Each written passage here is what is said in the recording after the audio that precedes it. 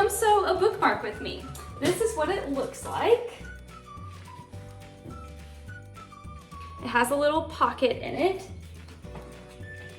So this is how you can use the bookmark, like this, by putting it on your page, like this, or you can tuck it like a traditional bookmark, like this. So if you use it on an actual page, it's on the very edge, and I like that. I mean, obviously. But this is exactly what you'll need. You'll need to start off with 3 4x4" squares. I've already cut mine. And I like to use 3 different fabrics, but you do you, boo. On this one, I used 2 different fabrics. So it looks like, you know, the back, the front, and then 1 contrasting piece. But you pick 3 fabrics that you like. These are the ones I'm gonna go with. In addition to your 3 pieces of fabric, you're going to need 3 pieces of interfacing, and I like to use iron-on interfacing just to make things a little bit easier. You'll also need an iron. I'm gonna go ahead and plug mine in now. You'll need an iron for your iron-on interfacing. So let's get cutting. Welcome to my sewing room. So as you saw, I already have my fabric cut for this project, but I didn't have any interfacing. So we're going to need 3 pieces of fusible interfacing,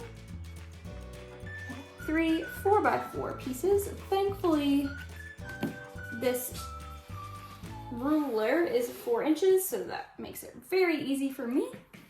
1, 2, 3, 4. Perfect. There's our 3 pieces.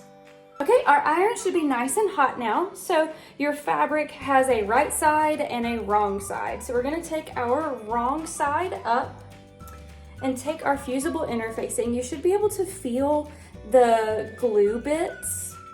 This side has the bumpies.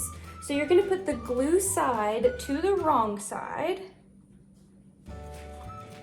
and iron that down. It melts the glue and adheres it to your fabric and makes it just a little bit stronger.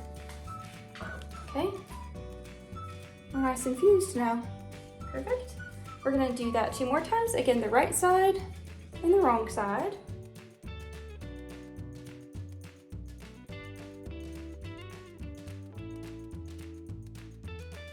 As it cools, you may see that some of the pieces didn't totally fuse to your fabric. So just make sure that everything is nice and glued down, and then we'll take it to the sewing machine.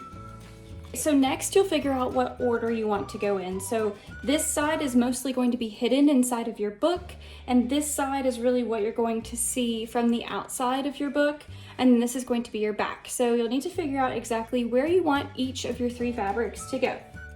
I've decided I want this to be my inside fabric, and I want this to be my outside fabric with a half fabric showing on the front. And then I want this one on the back. So whenever you hold your bookmark, it's really gonna look like that. So if you know which fabric you want to go on the back, you'll make sure, okay, well, let's get it lined up. Finger press. If you're really particular, you can iron it, but I just finger press at this point.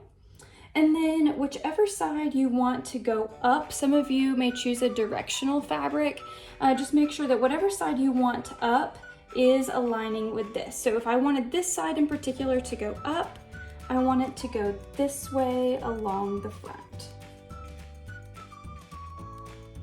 Make sure you're aligned in all 4 corners. And here's where you have a couple of options. We've aligned all 4 of our corners, and you can use pins at this point, but I find that pins kind of move the fabric more than my liking here. So I'm gonna use clips. I do prefer clips for this one. So I have it pinned very particularly. I have 1, 2, 3 pins along that thicker section where this half is the thicker half that holds the extra pages there. I have this pinned very carefully, and I have no pins down here to make sure that I don't sew all the way down and close it up, because we're gonna need to flip it out through this way right here. Now, this is how I'm about to sew it. I'm gonna start from here. I'm going to back stitch about here. Leave my needle in at the point.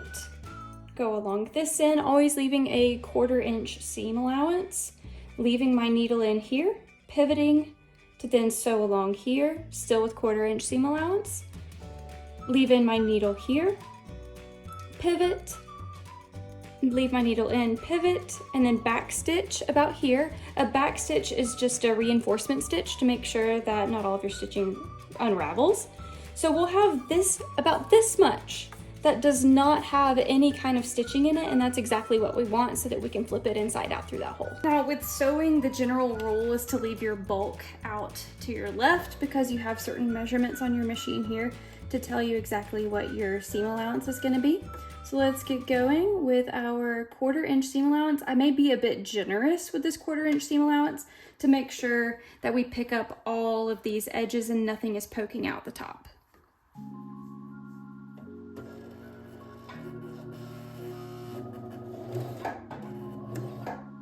And I will go very slow.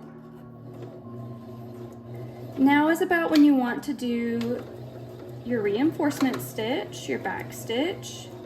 Okay, now leave in the needle, pick up your presser foot, and pivot. Again, very generous with this 1/4 inch seam allowance to make sure that we pick up all of the pieces inside. And to be a bit more slow and precise, you can use your wheel on the side just to adjust it. One more stitch I think we could do. So I don't want to push down the pedal. I'll just manually sew with my wheel on the side. There we go. Drop the presser foot and we'll go again.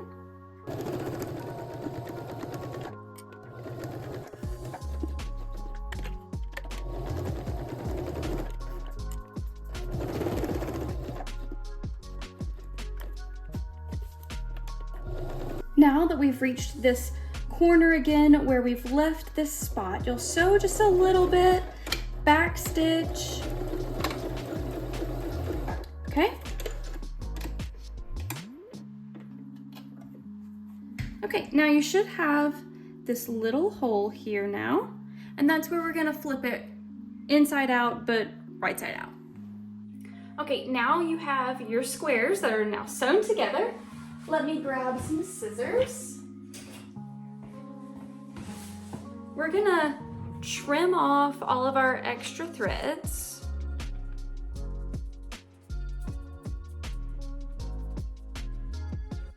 Okay. Now we're all sewn together, all of our threads have been trimmed. We're gonna flip this right side out, and this is why you wanna have a good reinforcement stitch or a good back stitch, because once you start trying to flip it out through the tiny hole, you may start to rip some of your seam out. Totally fine, as long as you're back stitched and you know not all of your seam is gonna be ripped out. So whenever you're flipping it out, make sure that your tab that holds your pages goes to the correct side. If it doesn't go to the correct side at this point, it's okay, it's fixable. See, I knew to prep for it, so I wanted the green in front of the red. Perfect. But if for some reason, whenever you flipped it out and it went over the back on accident, you can just easily put the hat to the other side.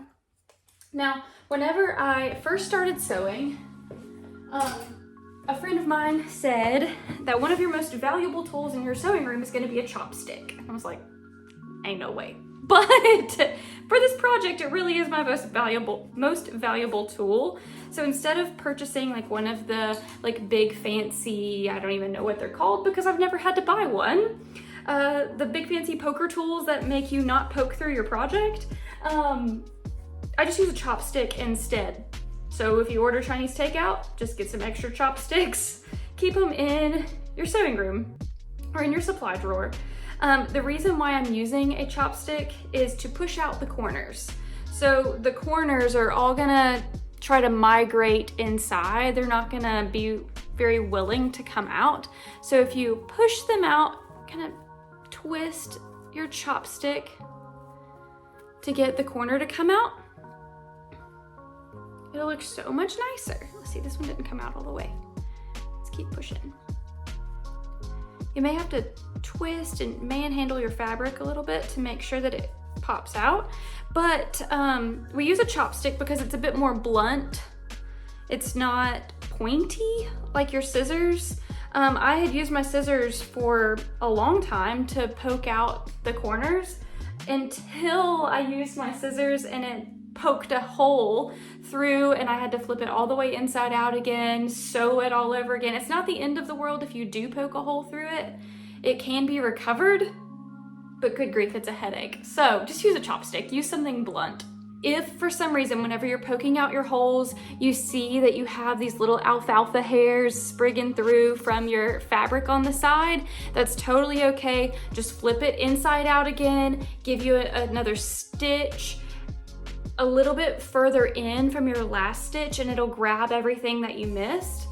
Same with like one of the edges. If one of your edges has little fabric edge sprigs that you didn't totally grab, it's fine, flip it inside out. So when I say inside out, like what we started with, flip it inside out and you'll be fine. You'll be fine. Just sew it again, sew it a little bit further inside and you'll catch all of that. So very good. Now to the ironing board we go. One thing I should mention, while this is inside out, before you flip it right side out, make sure that you don't have lots of extra on the outside. You'll need to trim them fairly close to your seam, but not too close to nip your seam. Just trim your excess, make sure that you trim your corners so that you're not having way too much bunch up inside. Now we head to the ironing board to make sure that everything is nice and crisp. We want it to have beautiful, beautiful corners. We want it to look absolutely beautiful. Make sure it's all pressed. Also, at this point, we want to make sure that we have our edge tucked in, like so. We'll do it again on the other side to match.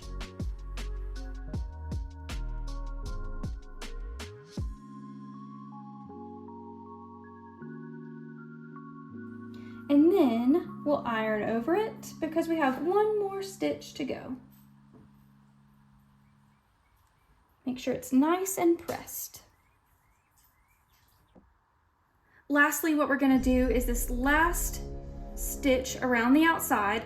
What this does is this grabs all of those seams, make sure that they're nice and tight, and it gives a good finishing touch.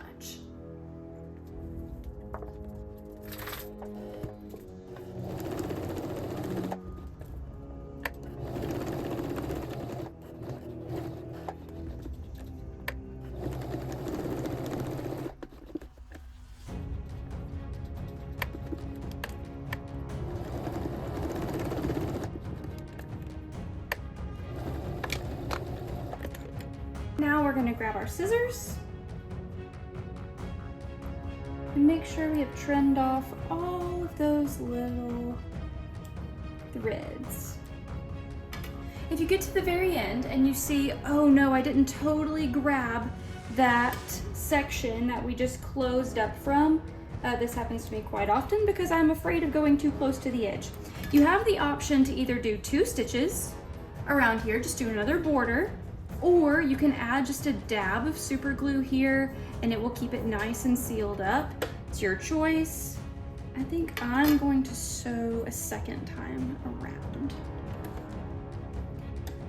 So here we go again.